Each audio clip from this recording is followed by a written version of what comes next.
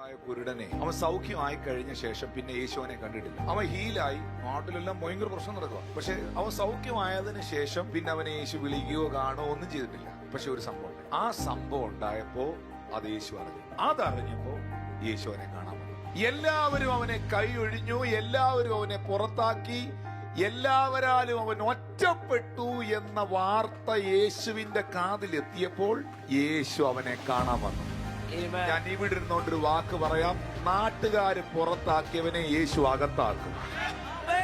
ഭാവി നഷ്ടപ്പെട്ടവൻ യേശു അവനെ കണ്ടതിനാൽ അവനൊരു പുതിയ ഭാവി ഉണ്ടായി. വേഗത നഷ്ടപ്പെട്ടവൻ വേഗതയുള്ളവന്, പുതുമ നഷ്ടപ്പെട്ടവൻ അവന്റെ ജീവിതത്തിൽ സകലത്തെയും കർത്താവ് പുതുതാക്കി മാറ്റി.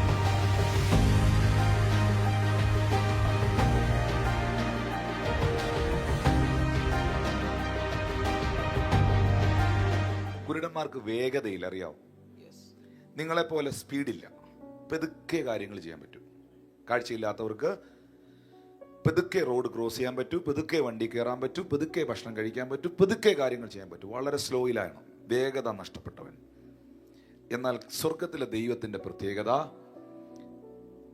നഷ്ടപ്പെട്ട വേഗതകളെ അവൻ തിരിച്ചു തരും. 5 കൊല്ലം കൊണ്ട് കായ്ക്കേണ്ട ബദാം ദൈവം തെരഞ്ഞെടുത്തവന്റെ വടി ഒറ്റ രാത്രി കൊണ്ട് തള്ളും. 7 ദിവസം കൊണ്ട് ഓടിയെത്തേണ്ട ഹോരേബ് പർവ്വതത്തിൽ നീ ഒറ്റ ദിവസം കൊണ്ട് ഓടിയെത്തും. 5 കൊല്ലം എടുത്തുണ്ടാകേണ്ട മുന്തിരിച്ചാറ് വീഞ്ഞ് ഒറ്റ സെക്കൻഡ് കൊണ്ട് ശ്രേഷ്ഠമേറിയ വീഞ്ഞാകും. നീ പുറകിലായി പോയെടുത്തുനിന്ന് ഞാൻ നിന്നെ മുന്നിൽ കൊണ്ടുവരും. മൂന്നാമത്തെ പ്രത്യേകത എന്താണ്? പുതുമ നഷ്ടപ്പെട്ടവൻ. എന്താണ്? കുരുടന്മാർക്ക് എന്തെങ്കിലും പുതുമയുണ്ടോ? പുതിയ ഷർട്ട്, പുതിയ പാൻസ്, പുതിയ വീട്, പുതിയ കാറ്, ഇതുവെല്ലാം കുരുടന്മാർക്കുണ്ടോ? പുതുമയില്ലാത്തവനാണ് കുരുടൻ. അവനൊന്നും പുതുമയില്ല. അവന്റെ മുമ്പിൽ ഒറ്റ കളറേ ഉള്ളൂ, അത് ഇരുട്ടാണ്. എന്നാൽ ഒരുവനെ യേശു കണ്ടാൽ, ഒരുവനെ യേശു തൊട്ടാൽ സകലവും പുതുതാകും. ഈ ജീവിതത്തിൽ പുതുമ നഷ്ടപ്പെട്ടവരാരെങ്കിലും ഇരിപ്പുണ്ടോ? അങ്ങനെയുള്ളവരുണ്ട്. എന്താന്ന് പറഞ്ഞുതരാം. എൻ്റെ പൊന്നു പാസ്റ്ററെ, എൻ്റെ പൊന്നു ബ്രദറെ, രാവിലെ എഴുന്നേൽക്കുന്നു, അടുക്കള ജോലി ചെയ്യുന്നു, കഷ്ടപ്പെടുന്നു, പണിക്ക് പോകുന്നു, രാത്രി വരുന്നു, കിടന്നുറങ്ങുന്നു, അടുത്ത ദിവസം രാവിലെ എണീക്കുന്നു. ജീവിതത്തിൽ എല്ലാം ഇങ്ങനൊരു സൈക്കിള് പോലെ പോവാണ്.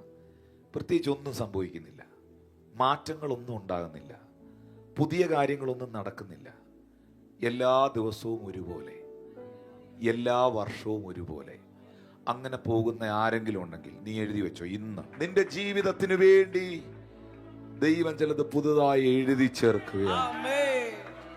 എന്നെ കുറിച്ച് ഞാൻ എഴുതുന്നതല്ല, ദൈവം ചിലത് എഴുതി ചേർക്കും. യെശയ്യാ 43:18-19 മുൻപുള്ളവയെ നിങ്ങൾ ഓർക്കണ്ട, പണ്ടുള്ളവയെ കുറിച്ച് നിരൂപിക്കണ്ട, ഇതാ ഞാൻ പുതിയതൊന്ന് ചെയ്യുന്നു.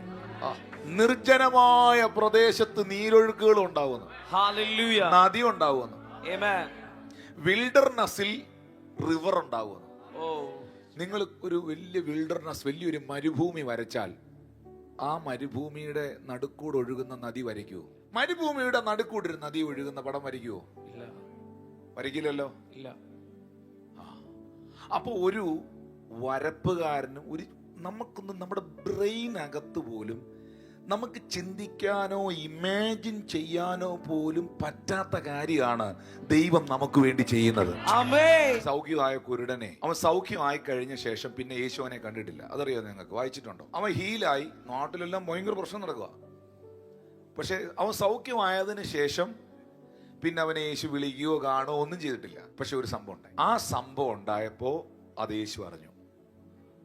അതറിഞ്ഞപ്പോ യേശു അവനെ കാണാൻ വന്നു. അതെന്നാന്നറിയാവോ? യോഹന്നാൻ 9:35 അവനെ പള്ളിയിൽ നിന്ന് പുറത്താക്കി എന്ന് യേശു കേട്ടു.